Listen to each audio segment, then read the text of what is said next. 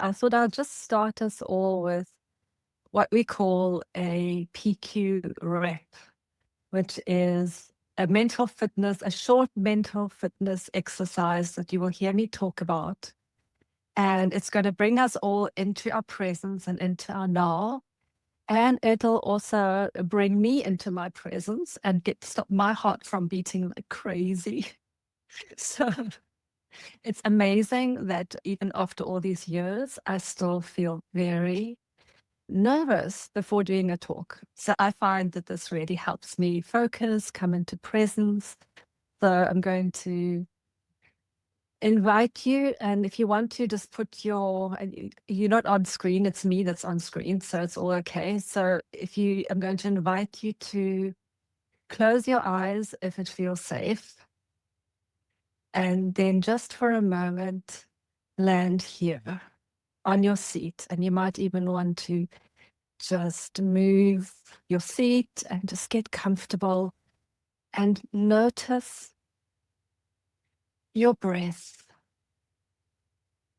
And you might want to take a few longer in breaths and out breaths, if possible, through your nose. And as you inhale and exhale, notice the rise and fall of your chest or stomach with each inhale and exhale.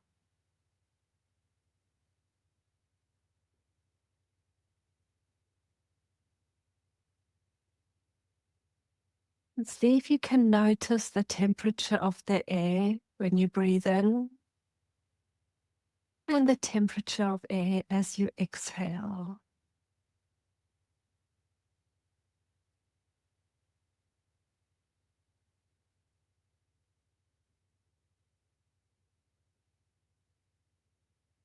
And now notice the furthest sound that you can hear.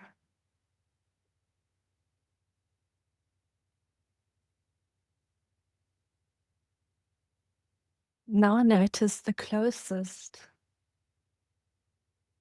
Maybe it's even the sound of your own breathing.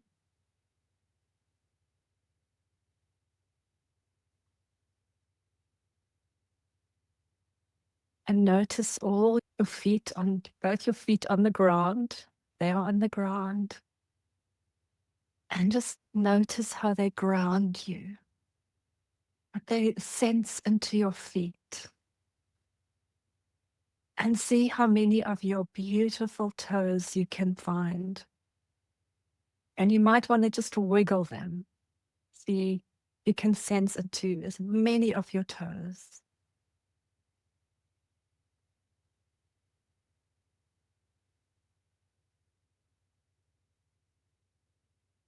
And then very gently, so exquisitely gently that you can feel the ridges between your fingertips.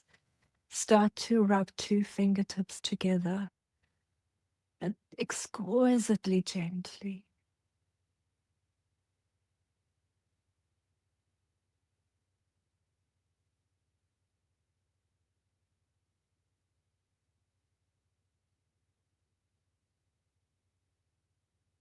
And then notice your breathing again, just the natural, beautiful rhythm of your breath.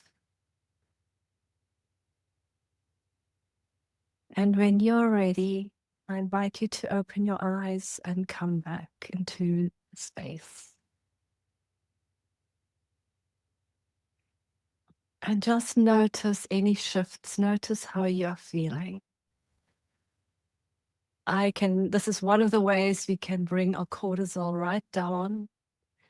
And the here and now chemicals of oxytocin and already now available to us, we feel present, safe here. And this is one of the trainings that we do in positive intelligence, which helps us to build mental fitness. So today really happened because of my friend Denise, who posted on the Tribe Sober group, you should take a PQ quiz with Lynette. And I started getting all these emails of many of you who wanted to do your PQ quiz, which is actually your your assessment. And Lynn asking me if I would just do a short training or talk about it. And when I mentioned it to Janet, Janet is always very quick on the draw, and she said, yes, why don't you do it this coming Saturday at the Zoom Cafe? And my avoider saboteur and my hyper vigilant was, oh, it's too soon. No, we've got to prepare. As I said, I actually am very nervous of doing these kind of talks. So I will avoid them and procrastinate on them. And then while I was talking with Janet, I did a bit of a PQ rep, and I was like, actually, now is perfect. It's a beautiful time. So I said, oh, actually, I can. So this has been my practice of really noticing how I often sabotage myself. And I'll talk a little bit more about that before I get into the saboteurs. And I want to just talk a bit about what is positive intelligence. And positive intelligence is really a mental fitness program. And it was founded by a psychologist and who also owned an IT techno company called 𝐬𝐮𝐬𝐫𝐬. And he worked together with a whole lot of Harvard neuroscientists, and they came together, and as they worked together in terms of what is mental fitness, they came up with the positive intelligence program. And the methodology that they used was, if we're going to have mental fitness, we need to understand mental fitness at what is the root cause of why people feel dysregulated or feel like they're not coping in life. What is the root cause of our suffering versus our mental fitness? And they used a methodology called fractal. And one of fractal insights is when you actually drill down to the root cause. There are 3 primary colors that create all the colors, the whole palette of thousands of colors. And these 3 primal colors are red, blue, and yellow. And with red, blue, and yellow, you can create all the colors that are available to us, thousands of them, but they all come from the primary colors. And in the same way, so does mental fitness have 3 primary mental brain muscles that we need to develop and train in order to experience mental fitness, which is calm, clarity, even under high pressure situations. How can we not get hijacked by our brain, but remain calm and clear? So I like to also, and it also made a lot of sense to me when I looked at mental fitness by how we understand physical fitness. So I've got a friend who loves walking. I love walking. And she's now doing the Camino walk. And Lucy did part of the Camino walk last year. And even though we have a natural fitness for walking, doing the Camino walk takes training. So she needed to train for it.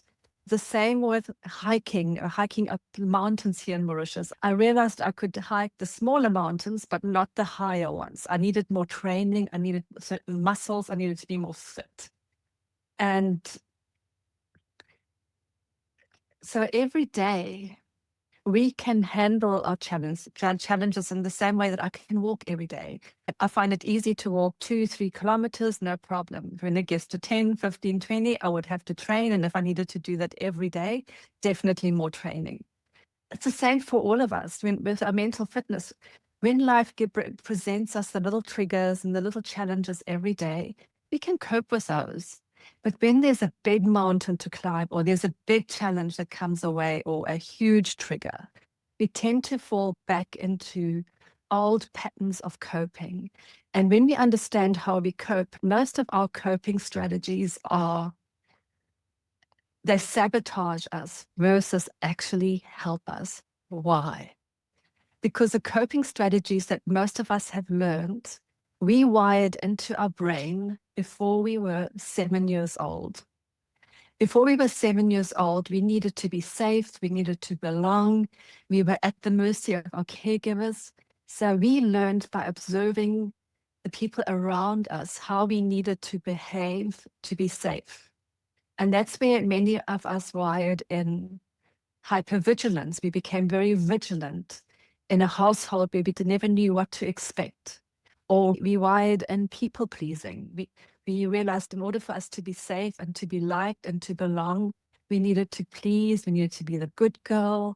So we started to wire in those patterns, or avoid conflict, because if there was a lot of conflict in the home, often we would develop quite a strong avoid the person who creates the conflict, be very, and often together with the vigilant. But so we avoid, and instead of avoiding, instead of going into action, we avoid. This leads to us later on in life often procrastinating on things rather than taking action, avoiding difficult conversations. As Janet was saying, she doesn't like confrontation. Most of us don't. Most of us who have a high avoider get very overwhelmed by a big task. So we avoid it. So it's about so when we can understand these patterns and how they were wired in before we were even 7 years old, we can understand how and now as adults, when we use them, it's like we're using them from our childhood experience. As children, there's a reason why we learn to walk. We're no longer crawling, we're no longer in diapers, but yet we're still using a lot of the same wired behavior patterns that we learned before we were 7. And now as adults, we overuse them, and they bring us anxiety and frustration and worry and rage and fear. And they are, to understand this pattern and where it gets wired into our brain, it gets wired into our survival brain. And in positive intelligence, we've identified really 2 regions of the brain that affect mental fitness. One is the survival brain, where our coping strategies are, or our saboteurs, as we like to call them, because the more we use them, they actually self-sabotage. We self-sabotage through them, and we are constantly in fear. For example, if I'm thinking somebody doesn't like me, or my relationship is maybe my partner gives me a look, then I overcompensate by trying to do more, give more, please more. And rather than bringing closer connection, it actually brings resentment in me when I don't get the response I want. Or my partner often feels manipulated, that I'm just doing things to get him to do something that he doesn't want to do. Or I avoid having a conversation, which then leads into disconnect with a friend. So I can see how what I actually want, I get the opposite of. It's very much like with our alcohol. We drink for the immediate relief, and then on the back end, it costs us relief. We say, I'm so anxious, and you just take the edge off, and then we get more anxiety as a result. It's the same with our saboteurs. The more we overuse them, and we use them because we want to get to peace, and we want to get to calm, and we want to feel in control, but the less we do. So just understanding that was like already a mind change, like it was a big shift for me. Then I was like, okay, but if I'm then constantly operating from my survival brain, what are the other muscles that I need to be aware of? So the core muscles that help me are what we call the self-command muscle. The self-command muscle is more in the center of the brain. It's what centers us. It's also the muscle we access through the body. We don't access it by thinking. We actually access it like we did when I started my session, and I did a short sensory exercise with you. We went to the body. We calm through the body. Body brings us back into presence, where we are in the self-command. And from there, we can direct to the right prefrontal cortex, where our sage brain is. We call it the sage, the wisdom. That's where we have our curiosity, our empathy, our creativity. We innovate from there. We can navigate into the future from there. We can take action with calm clarity. And we always know which part of the brain we are in by how we feel. When you're taking action out of fear, you can feel it in your body. You're pushing, you trying to make things happen. It feels fearful. There's a lot of cortisol.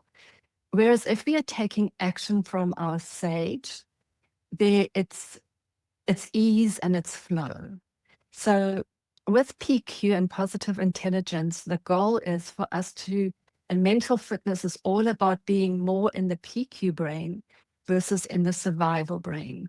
And so we strengthen the muscle where we catch ourselves when we are in the saboteur brain. We bring ourselves into presence, into self-command, and we redirect to our sage brain. And we ask our sage brain a question like, what is needed now? What has just triggered me? And immediately I have stimulated curiosity. Or if somebody is upsetting me, and I get curious and I put myself in that person's shoes, I will say something like, I can see that you're upset. Help me understand what's going on for you. I am going into my empathy. I'm able to access, I'm able to witness and see. Whereas if I'm in my saboteur, I will go into blame, I will go into resentment, I will go into this person is making me feel disrespected. Whenever we are in blame or we are in anger, we know exactly where we've been triggered. And so we can always then just pause, do a PQ rep, and bring ourselves to our sage brain. So really, that in a nutshell is what mental fitness is. And the other part of the PQ program that I absolutely love is that we can have this insight. I can give you this knowledge and you can say, oh, that makes sense. But insight is only 20% of change. In order for us to create lasting change, we need to create habit change. We need to rewire the brain through habit, through consistent practice and exercise. We get stronger. The more we practice to go into our PQ brains, the stronger those muscles become. And the weaker the survival brain saboteur coping strategies become. And it's not like they need to go or they need to disappear. And the judge that's also sitting there, the judge is the master saboteur. The judge is the one that constantly is in your mind telling you, you're not safe, they're not safe, the situation isn't safe, be careful. So it tells us constantly that the stove is hot, and then the judge will recruit your saboteurs to keep your hand on the hot stove. And we want to get out of that pattern. That's the pattern that's been wired into us. And then, of course, we want relief. We are in suffering. That's why we often go into the addictive patterns. So the more we are in our calm and our clarity, the less need we have to drink, to do the overeat, overscroll. It just brings us much more into our wisdom and into our now. And really, positive intelligence is a habit building practice. It's based in neuroscience, and they did some imaging with it. They did some brain imaging scan imaging with it at Harvard. When they put people through the program, they saw an increased shift in the brain activity from most of the gray area being in the beginning concentrated in the survival brain to it having shifted to the PQ brain. So that is in a nutshell what it is. How the program works is it's a 7-week foundational program where you get a daily practice, 10 to 15 minutes on an app, and you get weekly learning modules, which you then apply in your daily practice for the week. We get together once a week for an hour, or depending on how many we are in our little pod. And we talk about how we are applying this and how it's working in our daily life. I'm going to be your gym instructor, and I'm going to say, hey, let's see, how is this working for you? How are your biceps growing? Are you feeling stronger? Where do we need to focus? And we can measure your progress and feedback. And also what I'm realizing is that it's really beautiful to do this in a very small community because of accountability. So again, as with Tribe Sober, you have much more chance of getting into sobriety by being in a community, because that is also where we have accountability.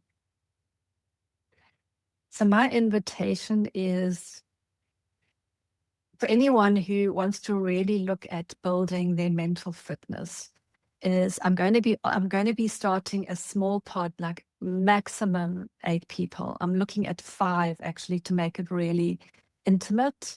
And it is my premier program, so it's not to keep costs down. To do it in a pod is easier.